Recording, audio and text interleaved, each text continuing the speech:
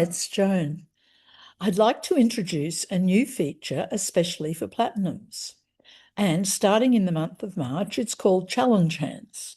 And it's my idea for you to finish the bidding on 4 hands, one per week, and then get together with me at the end of the month and we'll go through what you would bid, what I would bid, and have a discussion.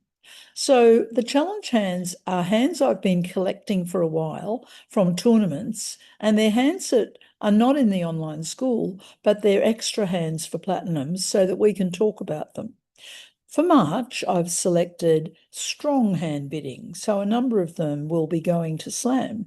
But anyway, there are 4 hands coming into your inbox, one per week for 4 weeks, and then on a Monday after those 4 have come in, we will have a get together and a chat, and you can record your bids as you go and then compare them with mine, or just have a chat about it all at the end of the month.